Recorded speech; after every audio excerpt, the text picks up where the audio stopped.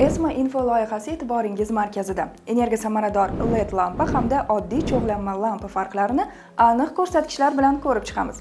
LED lampa soatiga 10 vatt sarflaydi. Cho'g'lanma lampa soatiga 100 vatt elektr energiyasini sarflaydi. LED lampa 50 ming soatgacha xizmat qiladi. Cho'g'lanma lampa esa soatiga 1000 soatgacha xizmat qiladi.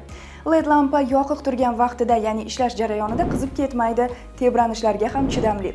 Cho'g'lanma lampa shishadan tayyorlangan bo'lgani uchun tez sinuvchan bo'ladi. Bundan tashqari o'zidan issiqlik tarqatadi, ya'ni ishlash jarayonida qizib ketadi. LED lampaning 10 vatt quvvatdagi bitta lampasi cho'g'lanma lampaning 100 vattga teng yorug'ligini beradi. Cho'g'lanma lampada ishlash jarayonida 100% elektr energiyasining 5% qismi yorug'likka sarflansa, 95% energiyasi esa qizitishga sarflanadi. Cho'g'lanma lampani tez almashtirish talab etiladi. Elektr sarfi yuqori bo'lgani uchun qimmatga aylanadi. LED lampa esa uzoq muddatli tejamkorlikni ta'minlaydi. Energiyani issiqlikka emas, nurga sarflang. LED tanlang. Energiya samaradorligi milliy agentligi axborot xizmatining ESMA info loyihasi orqali qiziqarli ma'lumotlarni kuzatib boring.